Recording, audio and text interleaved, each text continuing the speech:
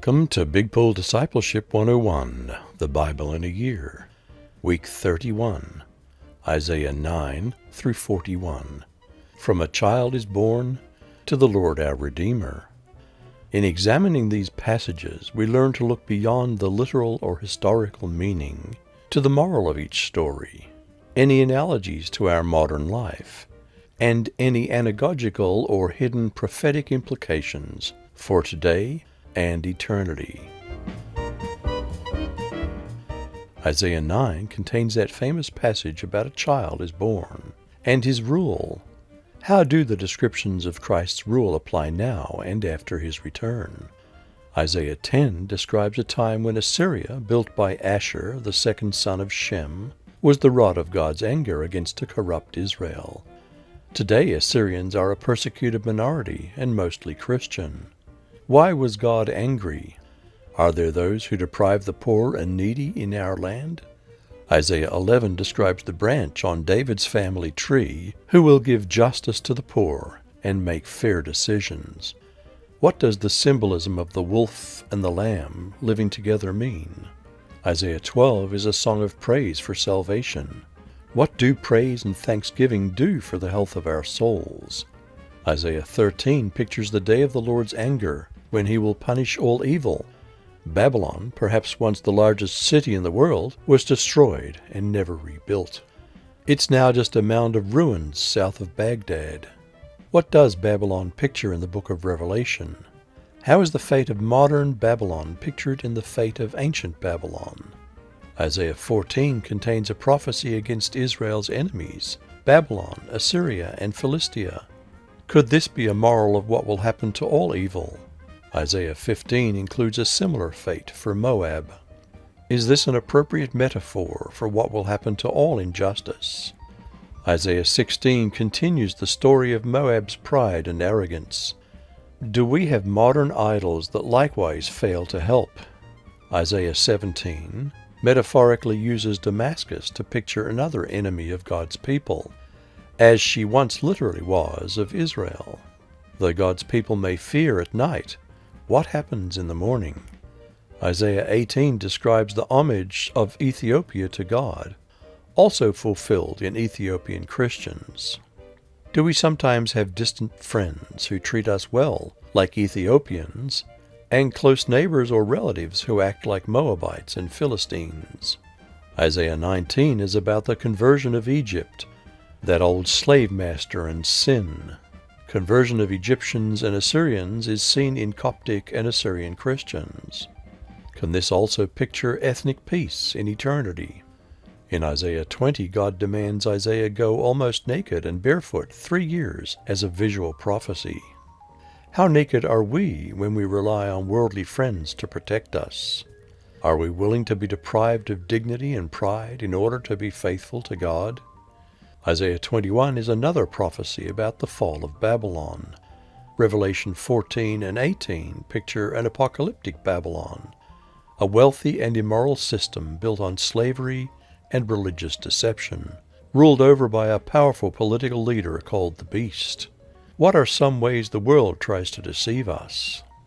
Isaiah 22 contains messages for leaderless Jerusalem and self-aggrandizing Shebna, Hezekiah's treasurer. What happens to a nation that forgets God? Isaiah 23 is about the fall of the once great Phoenician island city of Tyre, the fourth largest city in modern Lebanon. Tyre is often used to picture the temporary nature of great world powers.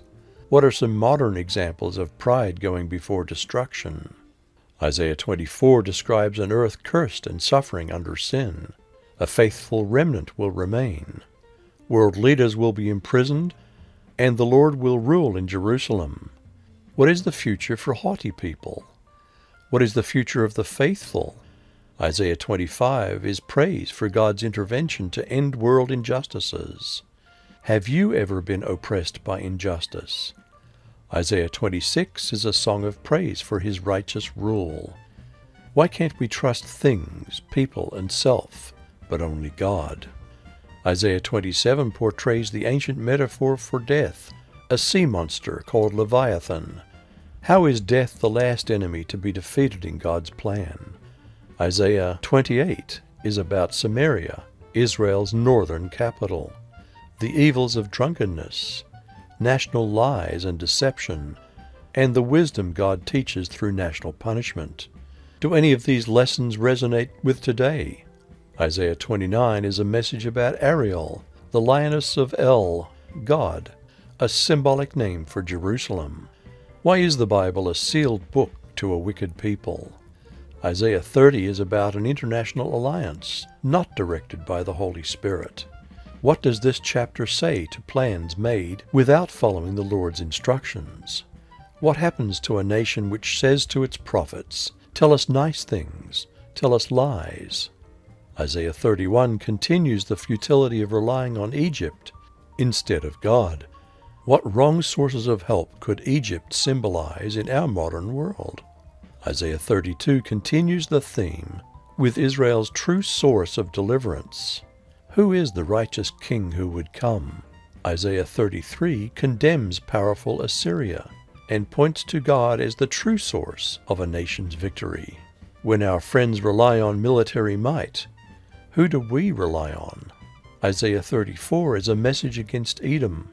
What evils of an ungodly world does Edom represent? Isaiah 35 brings the hope of restoration after the destruction when the Lord returns. Name some examples the chapter gives of restoration. Isaiah 36 describes how King Sennacherib of Assyria tried to undermine Hezekiah's confidence in God. What is the right way to handle the Sennacheribs of our life? In Isaiah 37, how did Hezekiah deal with Sennacherib's threats? What was the result?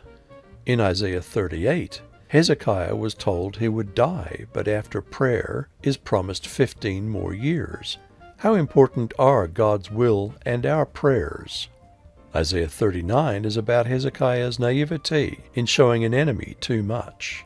Why is it important to keep some things secret? Isaiah 40 is about comfort for God's people. Why is it important to hear neither all correction nor all comfort, but a balance? How does the passage show preparing for the Lord? Why take time to consider God's greatness? Isaiah 41 promises God's help for Israel. In what specific ways does the chapter describe God's help? Well, that's it for this time. Until next time, be blessed.